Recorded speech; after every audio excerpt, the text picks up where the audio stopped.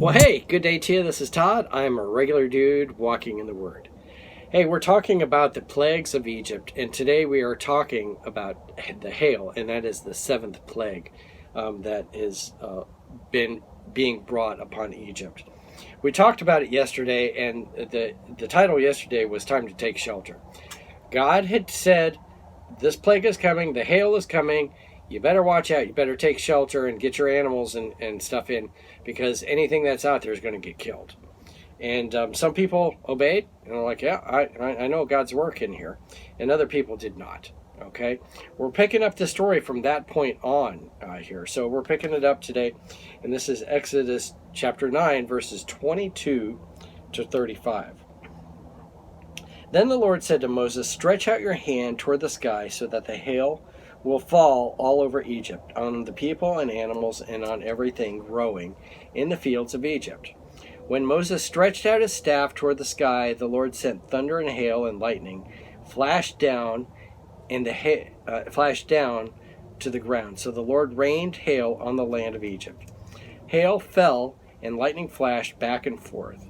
It was the worst storm in all the land of Egypt, since it had become a nation. All right, and I told you this yesterday. Rain wasn't a common thing in Egypt there, so this would have been like a huge ordeal. Verse 25, throughout Egypt, hail struck everything in the fields, both people and animals. It beat down every growing thing in the fields and stripped every tree. The only place it did not hail was in the land of Goshen, where the Israelites were. Then Pharaoh summoned Moses and Aaron. This time I have sinned, he said.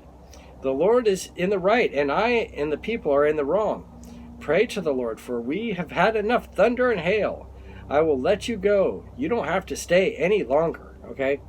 It seems like Pharaoh has all this, before he was trying to wheel and deal, okay? He was like, no, you can go part way, or you can go, but don't take your children. But here he's saying, oh, just go, okay?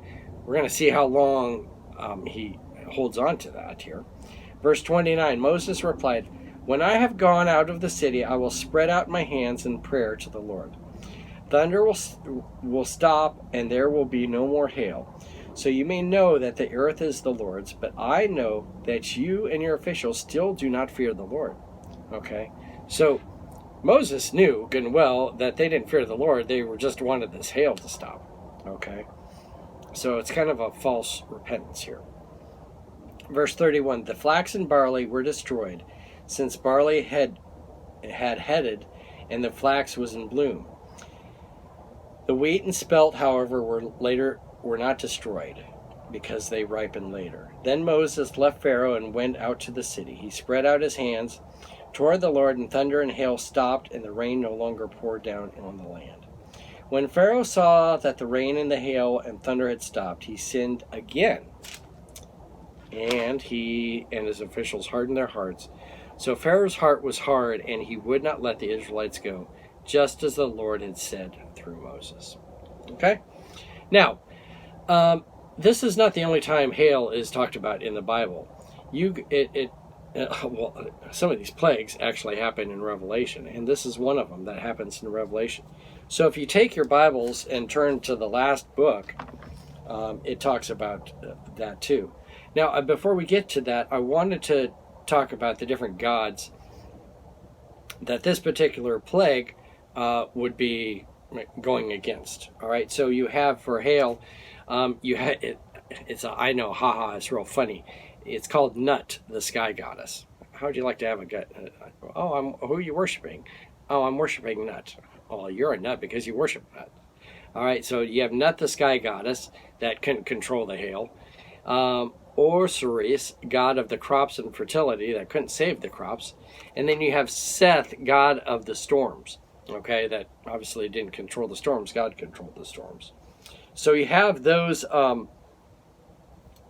plagues there that did that. Wow, and it's kind of hot in here today. Whew, man. So anyway, you have these plagues, but in Revelation it talks about these plagues too. And it's going to be so much worse. Hail is like, I think, like the largest hail, maybe 2 pounds, maybe 20 pounds at the most, okay? If you had a 20-pound ball of hail fall, oh, can you imagine the damage it would have coming all the way from the sky like that? But Revelation, it talks about hail also, and it's just unbelievable, the hail that will fall. And this will happen after the church is raptured, okay? And then you have the tribulation that happens. And this is one of the things that will happen in the tribulation. And this is taken from Revelation Revelation chapter 16, verse 21, okay? And it says this, from the sky, huge hailstones, each weighing about 100 pounds, fell on the people, and they cursed God on account of the plague of hail, because the plague was so terrible. Well, of course they cursed God because this plague was so terrible. Anything that's 100 pounds falling on you is going to hurt. If you drop something, another 4 feet up from the top of this studio, down upon me, that's 100 pounds, that's going to hurt. Okay, it could kill me just dropping it from there. But dropping it all the way from the sky, 100 pounds being dropped at that height, it's just going to decimate anything, that's there. My body would be pulverized at that point. So it's just such a different thing from what is here in Exodus, and this is multiplied way out in Revelation. So you don't want to be around during the tribulation. You want to become a Christian today and not try and goof around during the tribulation, because that particular plague, when it comes, it's leaving nothing behind. It's so terrible. So anyway, that's the plague of hail. That's the 7th plague. And it's just showing in Exodus how terrible that was. And these plagues are no longer about just being a nuisance. It's about destruction and getting your attention. Thanks for watching. I'm a regular dude walking in the Word, and I look forward to seeing you tomorrow as we continue our journey through Exodus. Lord's blessing. I'll see you then.